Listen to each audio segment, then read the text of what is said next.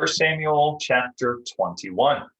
Uh, actually, here's a story that Jesus actually uses in the New Testament. He refers to, but I'm going to keep to David just with the use of our time, just kind of the context of the books of Samuel.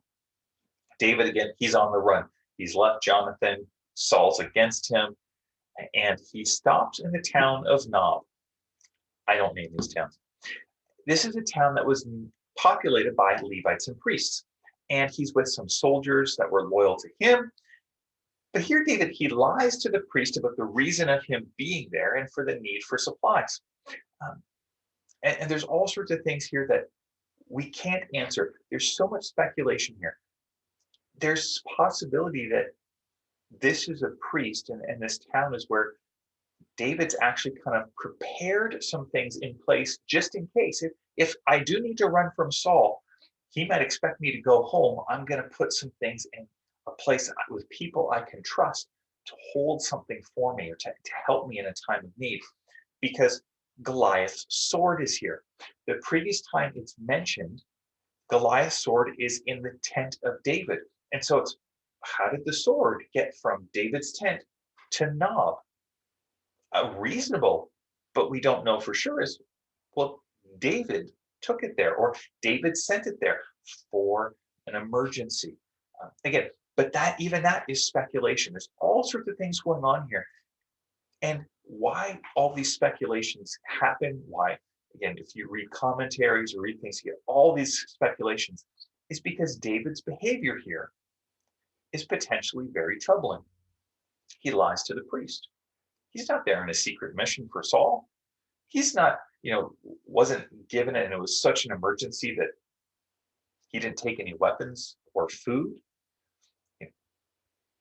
He's there because he's on the run. He doesn't mention that at all. Now, all of this also kind of further gets complicated by the sense of a servant of Saul was there in the town. Why? Again, don't know. Was there suspicion by Saul that maybe David would run there because he knew that these priests were allied with David? Maybe he's just randomly passing by. Again, the text doesn't say. And so it's this interesting thing when we read the scriptures, there's all these questions that we can kind of go, oh, what about this? Maybe this. Oh, this could be interesting. Oh, maybe that makes sense of that. And there's this weird place where there's a line where there's value to doing that, and then it gets into speculation where maybe it's not so helpful.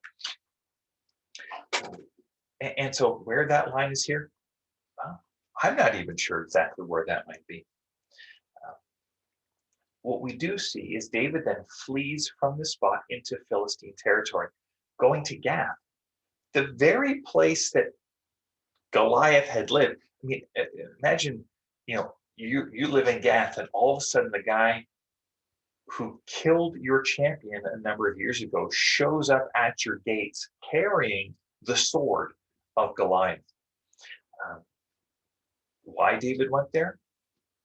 Well, Saul wasn't going to get a hold of him there, and Philistines were kind of close by, the kind of closest way out from the north. Here we see that David acts as though he is insane. Yeah, he even writes a psalm connected to this event. And he does that in the hopes of basically not being outrightly executed. But again, I want to address this line or this idea of David's use of deception here.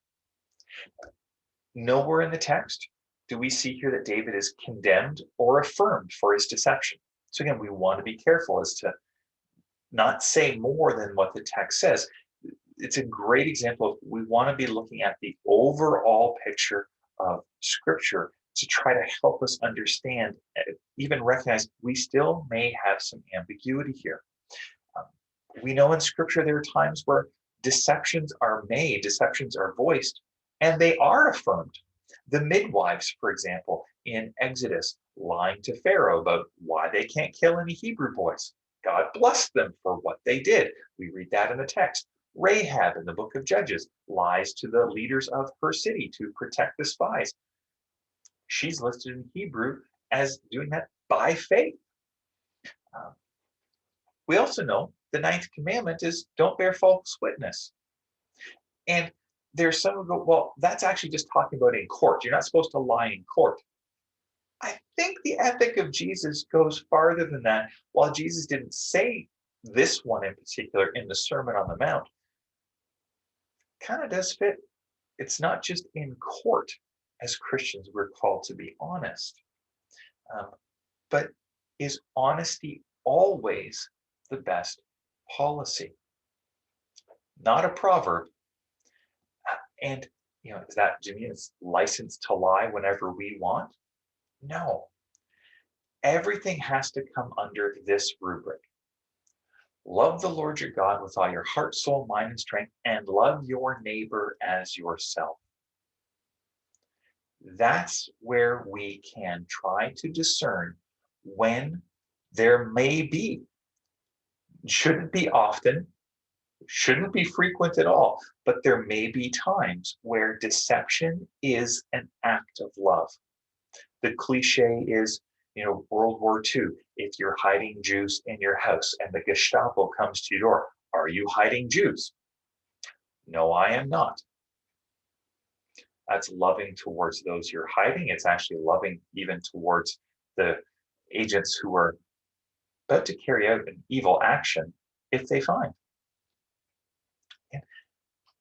So things are not as black and white as sometimes we like to make them, but they are clear when we seek to discern how do we love God and love our neighbor as ourselves in any circumstance, whether it's appropriate to try to surprise someone with a gift and, hey, what are you doing?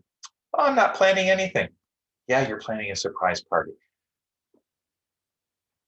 And again, I know this is something that maybe for you is kind of, what about this? What about that? faithfulquestions@gmail.com or ask me.